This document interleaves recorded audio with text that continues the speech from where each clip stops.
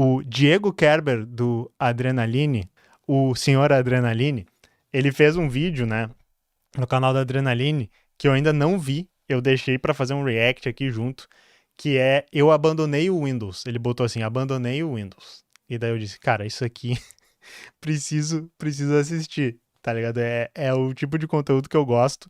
Toda vez que um influenciador gigante, ele coloca um vídeo, agora, né, eu não quero mais saber de Windows, Windows morreu pra mim, eu tô indo pro Linux, eu tenho que assistir, vocês mandam pra mim, Teclas, a pessoa tá falando de Linux e tal, então nós vamos assistir. É o ano do Linux nos influenciadores esse ano. 2 meses atrás, eu enfim decidi fazer uma coisa que eu estava pensando em fazer fazia tempo. Eu já tinha usado o Linux como meu sistema operacional principal em meu notebook em tempos de faculdade. Eu nem preciso dizer para vocês o quanto faz tempo. Eu tinha cabelo, ainda não tinha inventado mais pixel, isso aí que tá na tela é todos os pixels que tinham sido inventados. Ele leva na boa, tu viu? Ele falou que do tempo que ele tinha cabelo, inclusive gatinho aqui, olha só, ele de cabelo, fazendo a carinha aqui, tipo, ah não, estão tirando foto de mim. Até o momento. E por isso essa foto tem a resolução tão baixa e na minha frente está um Acer rodando o sistema Ubuntu. Tenho essa foto aqui também. Ela é do mesmo dia, só que eu não lembro nem o contexto, tô colocando ela só porque é engraçado. A Universidade Federal tem seus altos e baixos Quando tem placa, tem história, né, pessoal? Orçamentários. Mas depois disso, eu voltei pro Windows e assim foi por 19 anos. Mas recentemente eu decidi dar mais uma chance pro Pinguim. E galera, quando eu vi, já tinha passado 2 meses que eu tava usando o Linux no meu notebook de uso diário. E caras, eu acho que é definitivo, tá? Eu acho que eu não volto pro Windows. Quer dizer, no meu notebook de trabalho. Hoje eu vim aqui evangelizar.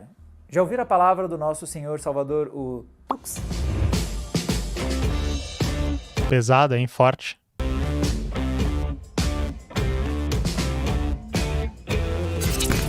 Eu fui ficando motivado a mexer no Linux de novo, na medida que cada vez mais a gente começou a testar o sistema do Pinguim aqui no Adrena. Seja o SteamOS no Steam Deck, ou a galera pedindo pra gente dar uma conferida ali em distros como CashOS ou Bazzite, focadas em otimização para games, eu fui cada vez mais mexendo nessas distribuições Linux. Mas foi quando rolou essa notícia aqui que rolou o pontapé pra essa história toda. A França... Essa notícia foi boa e a gente acabou não trazendo no canal, pessoal. Vocês querem que a gente fale sobre isso? Que é o governo francês, ele decidiu trocar o Windows por Linux. Acabou ficando para trás essa notícia. E eu também queria trazer junto com... se não me engano, tava rolando um documento por aí que era sugestões da União Europeia de trocar softwares proprietários e tal. Eu queria trazer esses dois, é que acabou sendo atropelado por milhões de assuntos e tal, acontece várias coisas, eu esqueci desse assunto. Muito bom. Decidiu escapar da influência americana em software e parar de usar o Windows em favor de distribuições como Linux. Essa notícia acabou fazendo rolar uma pontinha desse que vos fala no podcast do Xadrez Verbal. Inclusive, fica aí a recomendação do Semanal de Política Internacional do Matias e do Felipe. Eu fiz uma pontinha comentando os efeitos dessa troca e eu terminei a minha participação recomendando que as pessoas testassem o Linux em seus PCs. Mas aí o hipócrita aqui, ele não estava testando. Ou seja... Era chegado o momento, galera. Não só dizer pros outros fazer as coisas. Estava na hora de eu testar o Pinguim quase 2 décadas depois. Então o primeiro passo era escolher a distro. E aí, é uma bênção do Linux a variedade e a liberdade. Mas essa liberdade também pode ser um pouquinho opressora. Tem muita distro para escolher. Aí vem a hora de eu recomendar mais um produtor de conteúdo de qualidade. No caso, eu pulei nesse vídeo aqui, da galera do Dio. Nós vamos chegar no dia que o Adrena vai recomendar o canal Teclas. Como eu queria praticidade e usando o vídeo do Jonathan de referência, o mais promissor parecia ser o CashOS. Prático de instalar, com boa compatibilidade para o notebook que eu estava usando e aqui inclusive vem a primeira coisa para você ficar de olho se está pensando em seguir esse caminho do Pinguim também. É importante dar uma conferida na compatibilidade das suas peças com Linux ou até a distro específica que você se interessou. Em notebooks isso é mais importante, já que você pode ter problemas no funcionamento de algumas peças específicas do seu notebook. No caso do notebook que eu uso, é um Galaxy Book 4 Ultra padrão, raiz. Tem até a rachadura na tela e tudo. Fazendo uma pesquisa rápida, já tinha visto a galera relatando alguns problemas em algumas das funcionalidades desse notebook. As mais relevantes foram o sistema de som, que não funcionava, e a webcam, que também ia de arrasta para cima. Alguns falavam até da bateria não funcionando e precisando rolar um comando, o ACPI, _OS, Windows 2022. Então... é que não é um comando, mas eu não sei, é que eu não sei como é que o Linux podia deixar isso mais fácil, mas é meio que como se fosse assim, umas gambiarra que tu tem que botar na hora de iniciar o kernel, que se não me engano ele... Cara, é horrível isso mesmo. Ele tem que abrir um arquivo de configuração do bootloader, o arquivo do grub lá, e digitar as opções do ACPI, E daí, se tu digitar errado, ou se tu botar uma coisa errada, tem algumas outras coisas que tem que botar ali, provavelmente não dá boot, e aí tu já vai ficar parado na tela preta ali. Realmente, isso é meio assustador, é uma bosta. Isso aí ativou uma memória.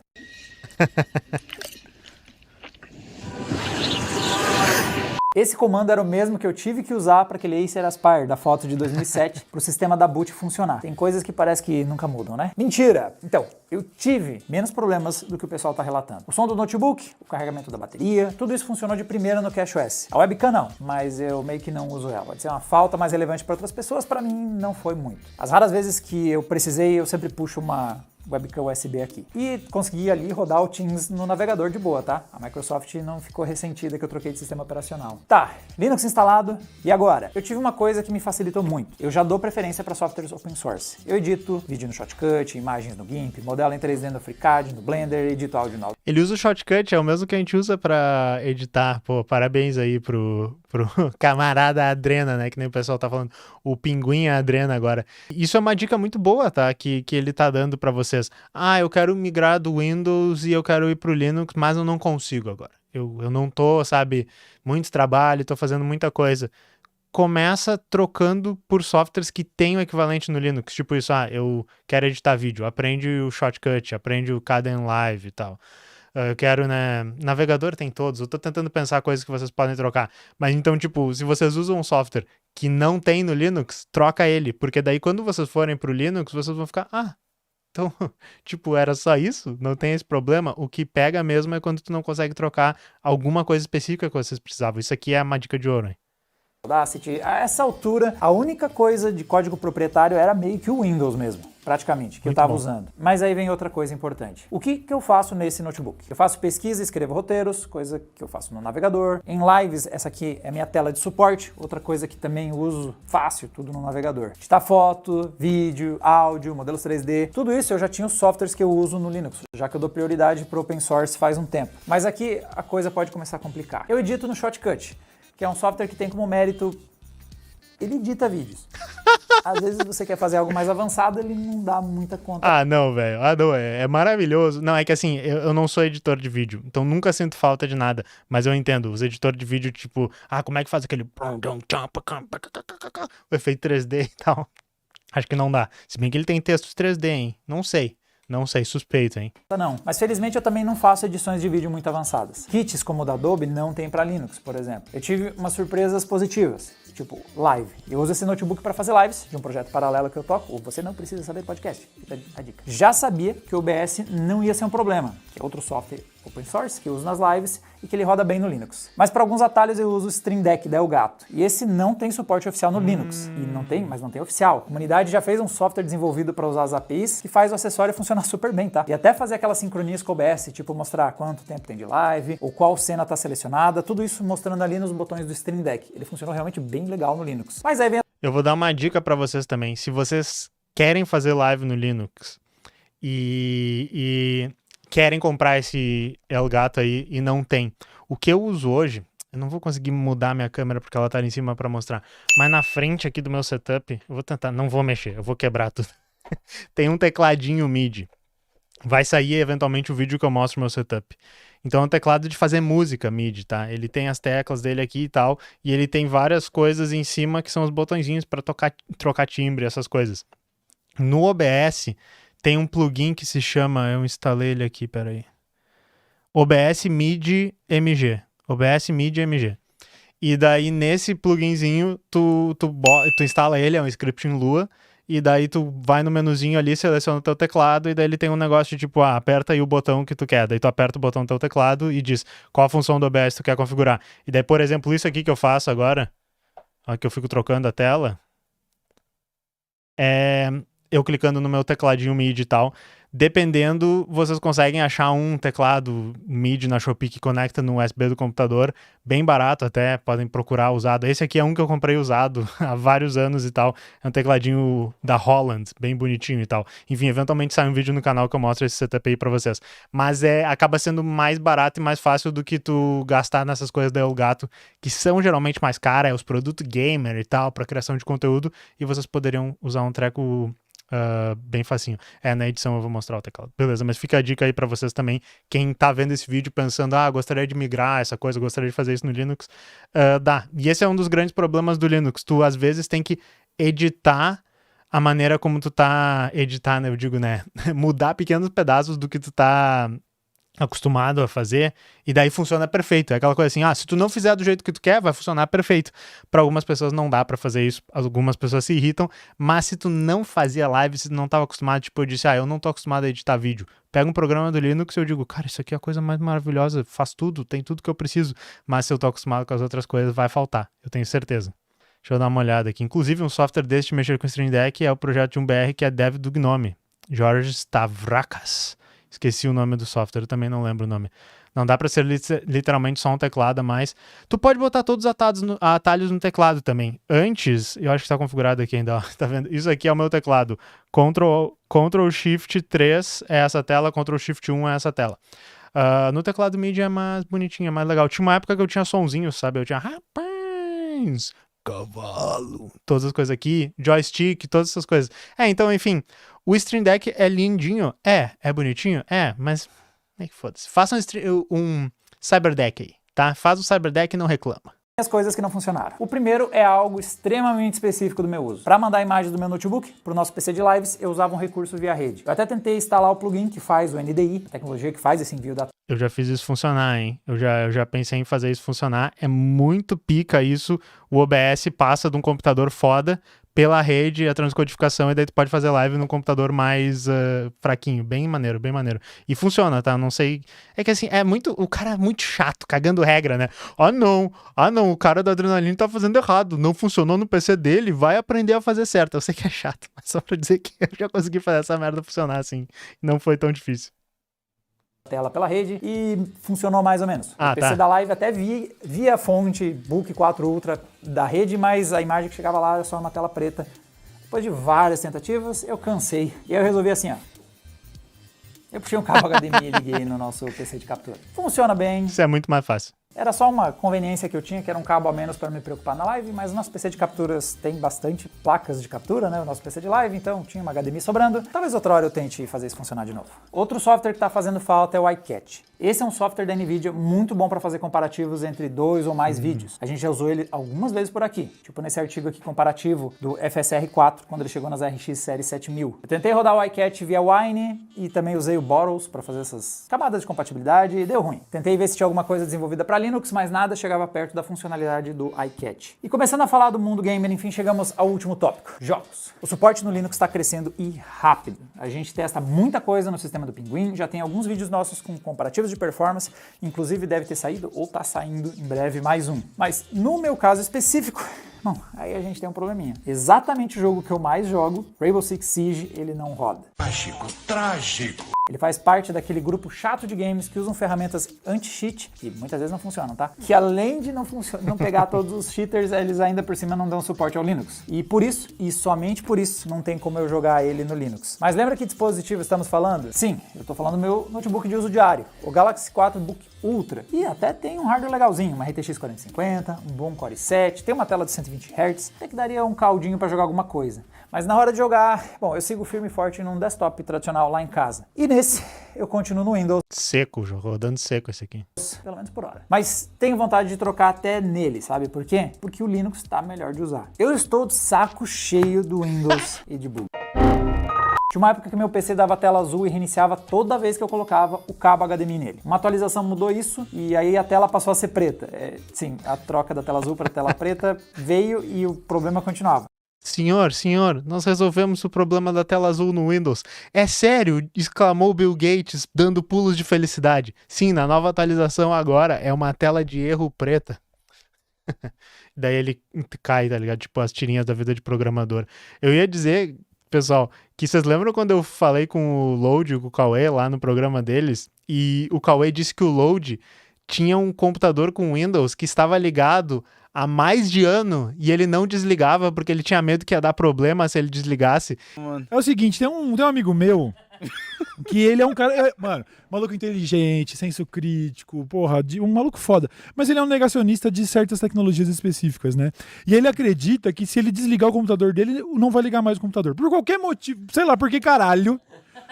A gente foi falar pro Load outro dia assim, ó, tava dando um probleminha na questão do o Battlefield novo, tava precisando fazer uma alteração de segurança da BIOS do computador. E aí a gente falou, reinicia aí, desliga aí pra gente pra acessar a BIOS. Aí ele, puta, eu não gosto de desligar o computador, velho. Falou, como assim, você não desliga o seu computador? Ele falou, mano, faz 8 meses que eu não desligo o computador que eu tenho medo de não ligar mais.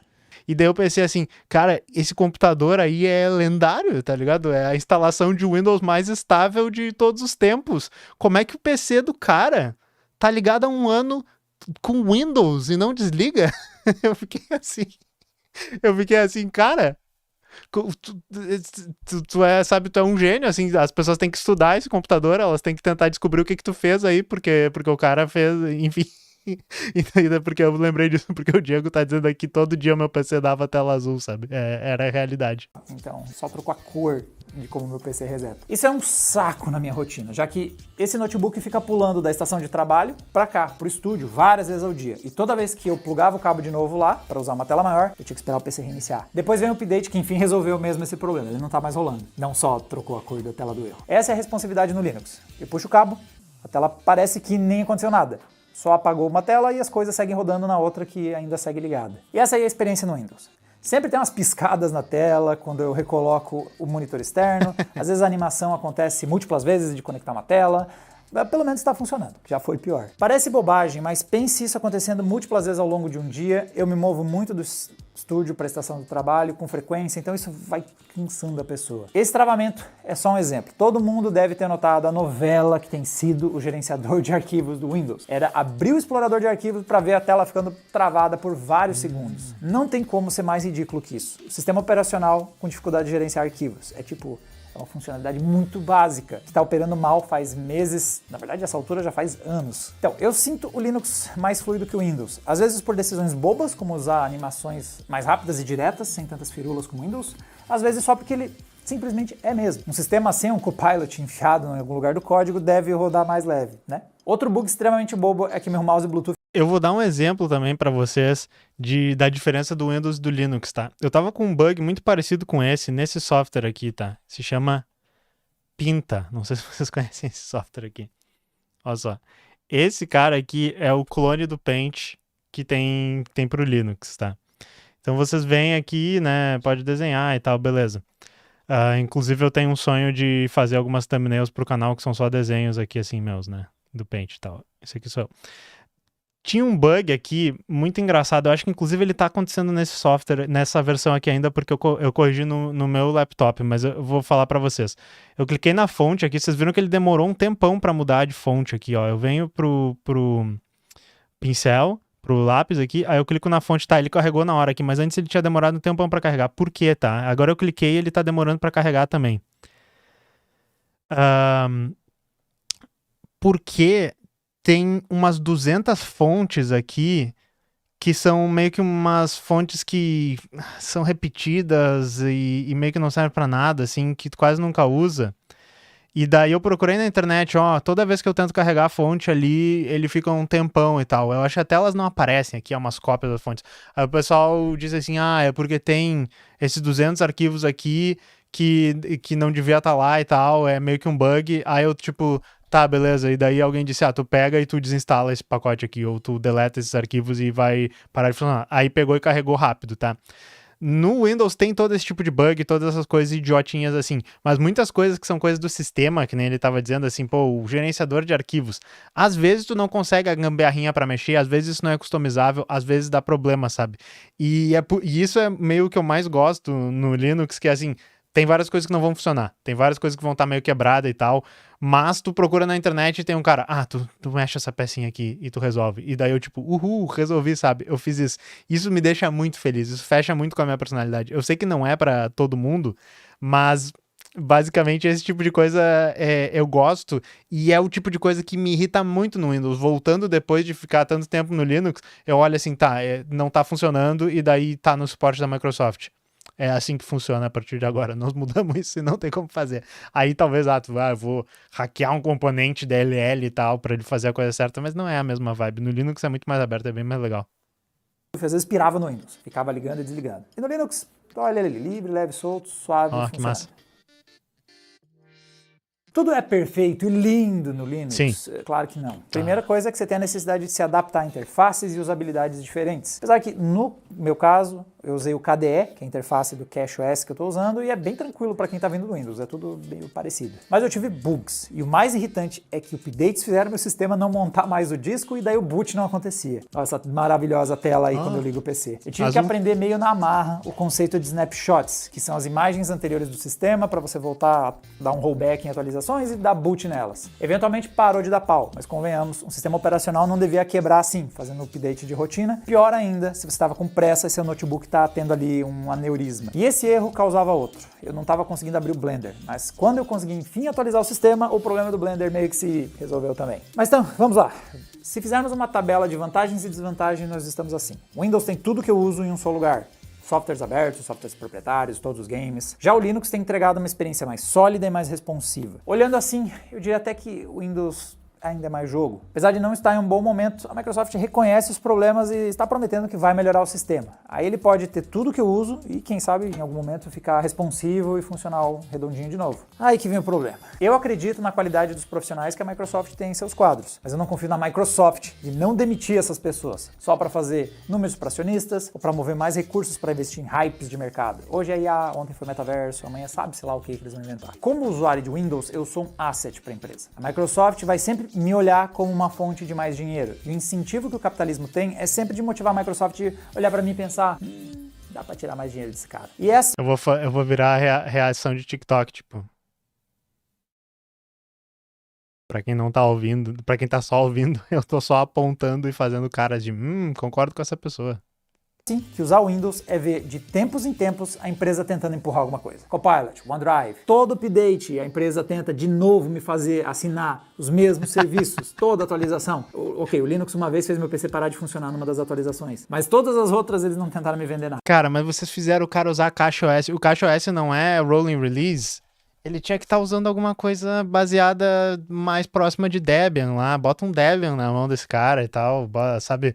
Bota um Ubuntu, que nem eu tô dizendo, eu uso o Zorin OS, o pessoal perguntou qual eu tô usando. Eu gosto de um sistema que dá menos estresse, porque um dia eu vou estar com pressa, eu vou atualizar o sistema e vai quebrar, tá ligado? Eu fico nervoso. Mas deram um CashOS pro cara. E no Linux, essa não é a lógica. É um meio onde o capitalismo tardio não é tão selvagem. Eu faço update sem medo de que vai vir algo como outra assinatura ou aplicativo junto. Ou que eu instale um monitor novo e venha uma McAfee junto. Né, dona LG? Então eu meio que concordo com a França. Não dá para ficar dependente dos humores de uma empresa como a Microsoft ou como talvez nenhuma Big Tech. Todos estão ficando mais e mais predatórios nessas estratégias de tentar fazer dinheiro. Sério, até meu óculos tá pensando em novas formas de me fazer assinar alguma coisa. Se não é um novo serviço, se não é uma nova assinatura, as empresas estão pensando em outras formas de pegar os meus dados e fazer mais dinheiro da mesma forma. Então, é isso, galera. Eu acho que eu não vou voltar mais. E olha só, meu desktop tá um Rainbow Six Siege de ser formatado também. Isso aí é muito interessante, hein? Eu queria muito que o pessoal resolvesse os anti-cheat pro Linux, mas também é uma bosta o jeito que os anti-cheat funcionam, e daí se isso rodasse no kernel do Linux, eu tenho certeza que a gente já tem problemas maiores. Não que o Linux não tenha capacidade para rodar isso, mas é que não é o melhor tipo de coisa para rodar mesmo. Então, enfim, aprende a jogar outro jogo aí... Ô, Adrena, aprende a jogar outro jogo. Eu meio que concordo com a França, né? Perdeu totalmente a credibilidade quando ele falou essa frase. Então, assim, pessoal, acho que na thumbnail desse vídeo agora nós vamos fazer uma versão da thumbnail, já que na primeira que a gente fez o react tinha eu careca na thumbnail, nós vamos fazer o Diego com cabelo, tá?